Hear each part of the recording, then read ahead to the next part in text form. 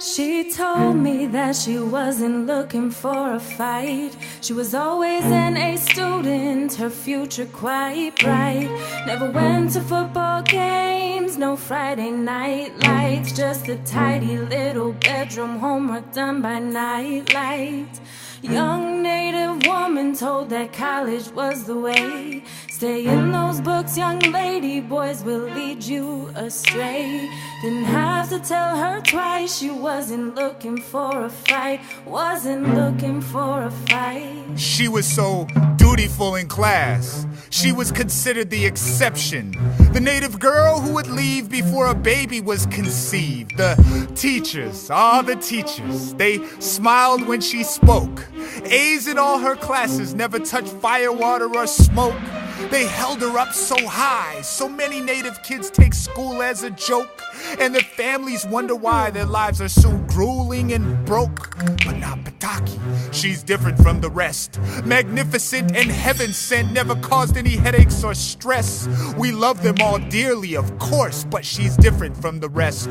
We all have favorites, and she never caused any headaches or stress.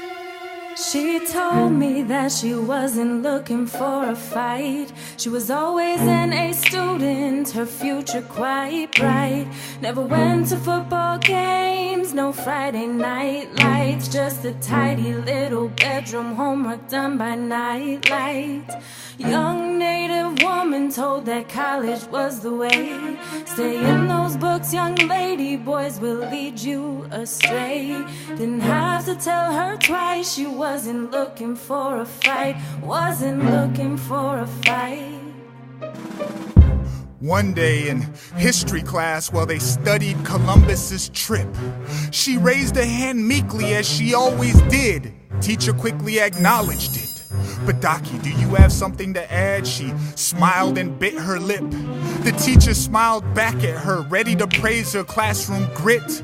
All the teacher's eyes lit up when Petaki spoke. Teacher relaxed his muscles a little bit. Petaki said, I have a question, teacher. Why do we read this?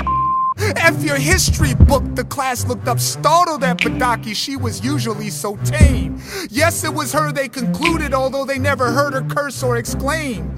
Her classmates later claimed they saw fire in her eyes. They could tell she was at her limit as she continued spitting flames. She said, I get it. He was kind of the first white guy here, but Leif Erikson already came. And my folks been here since forever, yet they don't get any acclaim. Everything this book says about him is lies. Christopher Columbus ain't even his real name. It's Cristoforo Colombo, teacher. The lies hurt my heart and brain. I'm stuck here learning nonsense by this deceitful book that frames this guy as the hero and my folks as small hardships that he simply overcame. This book says most people thought the earth was flat, but that's a flat out lie. That's insane. Pythagoras been saying the earth was round. Aristotle later said the same. Natives knew earth was round like a pregnant belly. That's why Mother Earth's her name. Yet 2,000 years later, folks thought that it was flat, or so this stupid textbook claims. Luis de St. Angel and Gabriel Sanchez paid for his trip, not the king and queen of Spain. This book says natives died from epidemics from this Columbian exchange. That's true, but it sounds like that's the only way natives died. It doesn't mention the pain when the Spaniards cut the natives' ears and noses off, or the men and women that he enslaved. It does not mention the girls he sold as young as 9 or 10. This is from his own journal. Teacher sold the young girls to his own men, like Michel du Canillo, who wrote about the rape he committed on a girl Columbus gave him. I don't understand it. It just escapes me why you have us reading this. We're supposed to be here to learn, but the only thing I learn is that I should be concerned for all the kids whose parents haven't taught them that they have to discern because their school lies to them. These history books should be burned. F your history books, teacher.